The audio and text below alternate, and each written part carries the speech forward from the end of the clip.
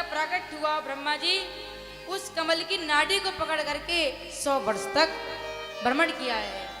वो ये जानना चाहते हैं कि मेरा प्राकट कैसे हुआ और मेरा प्राकट क्यों हुआ। 100 वर्ष के बाद आकाशवाणी हुई, आकाशवाणी से 2 शब्द आए, ता और पा। उसके बाद ब्रह्मा जी ने 100 वर्ष तपस्या की है। भगवान विष्णु प्रकट हुए और ब्रह्मा जी ने बोला, हे भगवान आपने मुझे प्रकट क्यों किया है। कहा ब्रह्मा जी जाओ सृष्टि की रचना करो। कहा मैं सृष्टि की रचना करूंगा यदि एक वरदान आप मुझे दें। कौन सा? कि मेरे जीवन में कभी अभिमान नहीं आए। लाख ज्ञान उर में बसे यदि कछु भी अभिमान, भोजन के भंडार में मल की छींट समान। यदि महाराज कोई सुंदर भोजन हो और उसमें मल की यानी मिट्टी की कोई छींट लग जाए तो भोजन खाने योग्य नहीं रहता है। उसी प्रकार यदि आपके पास कितना ज्ञान है, आप ज्ञान के भंडार हो, लेकिन यदि आपके जीवन में अभिमान आ गया तो पूरा ज्ञान नष्ट हो जाता है। इसके बाद भगवान ने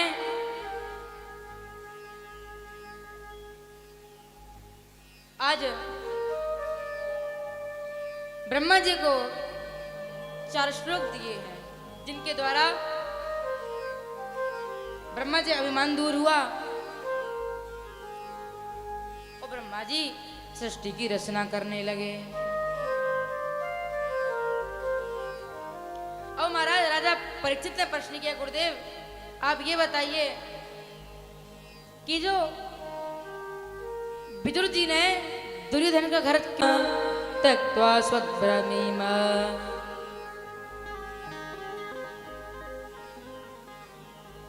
कहने लगे विदुर जी ने दुर्योधन का घर इसलिए छोड़ा, उसका एक कारण नहीं अनेक कारण है।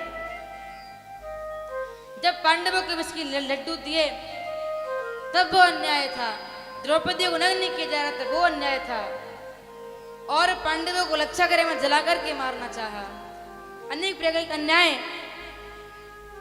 जब विदुर जी ने देखे और अपने बड़े भाई को यानी दुर्योधन के पिताजी को समझाया, पर वे समझे नहीं है।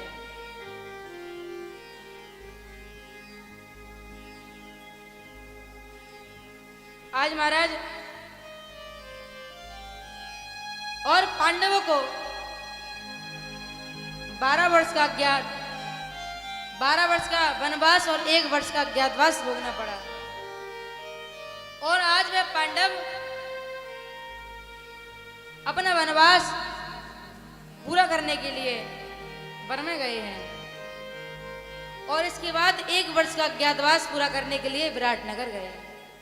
ये अज्ञातवास क्या है? अज्ञातवास का अर्थ ये है कि आपको 1 साल तक छुपके रहना होगा। यदि आपको किसी ने देख लिया तो आपको दोबारा से 12 वर्ष का वनवास और 1 वर्ष का अज्ञातवास होगा। इसलिए छुपने के लिए 5 पांडव और द्रौपदी विराटनगर गए हैं। राजा के पास पहुंचे और सबसे पहले नकुल गए हैं। राजा ने पूछा तुम्हारा नाम क्या है?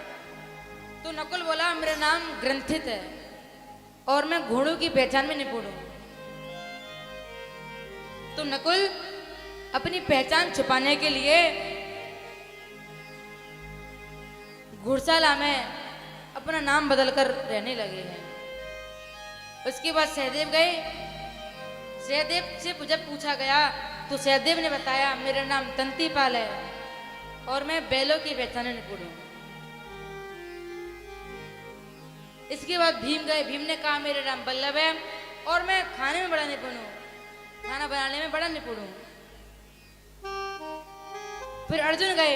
अर्जुन ने कहा मेरा नाम बहिनला है और मैं नृत्य कला में निपुण हूं। इधर भीम रसोई घर में रहने लगे, अर्जुन राजा की बेटी के साथ रहने लगे। फिर द्रौपदी आई। द्रौपदी बोली मेरा नाम शैलेंद्री है और मैं 108 प्रकार की चोटी बनाना जानती हूँ। तो द्रौपदी शैलेंद्री का रूप धरकर महारानी के साथ रहने लगी। फिर आए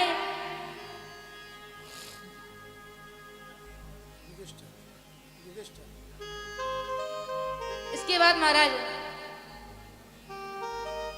इसी प्रकार से चारों पांडव ने अपना नाम बदल लिया। द्रौपदी अपना नाम बदला और जो सबसे बड़े हैं उन्होंने महाराज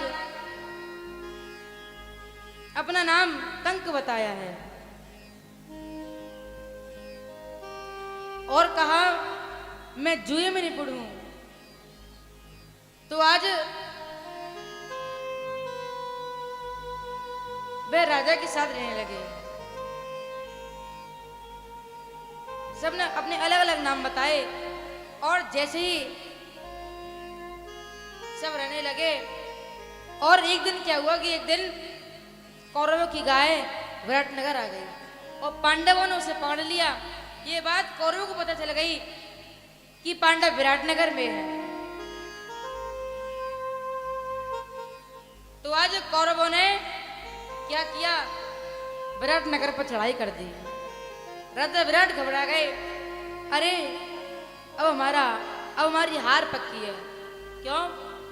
क्योंकि जो कौरव है उनकी सेना में पितामह भीष्म, कृपाचार्य, द्रोणाचार्य, अंगराज, कर्ण, दुर्योधन बड़े बड़े योद्धा हैं।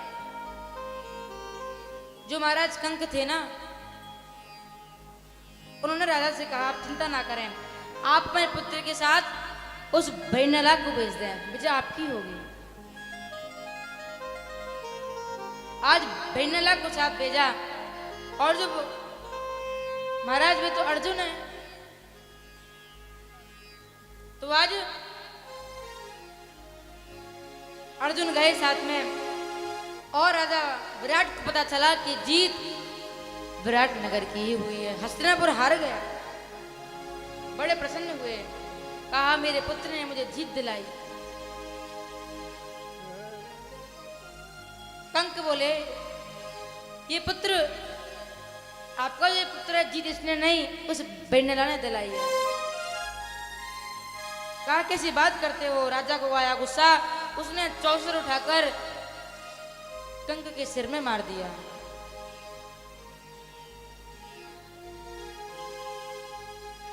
आज हमारा रक्त बहने लगा। द्रौपदी खड़ी हुई देख रही थी। उस समय राजा का पुत्र आया, कहा पिताजी आपने क्या किया? जिन्हें आप भैरवनाला समझ रहे हैं वे भैरवनाला नहीं है, तो वे तो गांडीवधारी अर्जुन है। ये हमारे नगर में पांचों पांडव रूप बदल करके रह रहे हैं। राजा विराट ने आज क्षमा याचना की है। कहा हमें पता भी नहीं चला कि 1 वर्ष से हमारे राज्य में पांडव रह रहे हैं।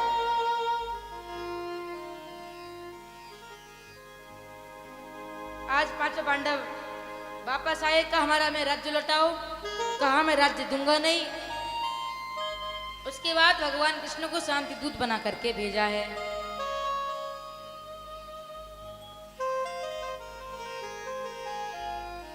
भगवान गए, भगवान ने कहा आजा नहीं तो कम से कम 5 गांव तो दे दो जिससे वो अपने गुजारा कर ले। कहा ठीक है मैं 5 गांव देने को तैयार हूं। शकुनी मामा ने क्या किया कि महाराज एक जांग पर कलम को रखा और एक जांग पर दवात को रखा है। उस समय दुर्योधन बोला बताओ कृष्ण कौन से 5 राज्य चाहिए? कहा पहला दे दो दिल्ली, जयपुर, काशी, हस्तिनापुर और उज्जैन, ये 5 गांव दे दो।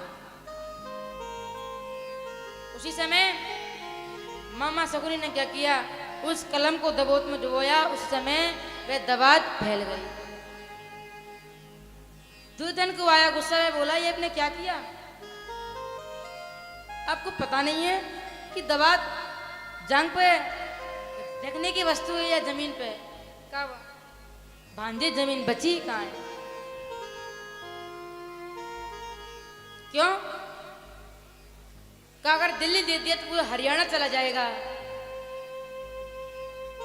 जयपुर दिया तो राजस्थान जाएगा, काशी दिया तो उत्तर प्रदेश जाएगा, उज्जैन दोगे तो पूरा मध्य प्रदेश जाएगा, तो फिर जमीन बची ही कहाँ है? उसी समय आज दुर्योधन बोला, हे कृष्ण, मैं बिना युद्ध के एक सुई की नोक के बराबर भी जगह नहीं दूंगा। कहा ठीक है।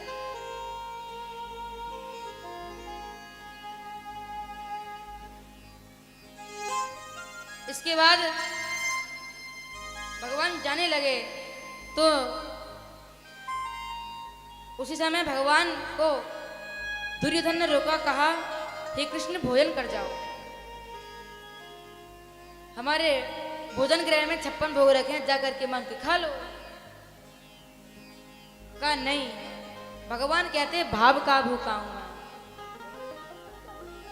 भाव का भूखा हूं मैं, भाव ही एक सार है, भाव से मुझको भजो तो भव से बेड़ा पार है। कहा मैं भाव का भूखा हूं,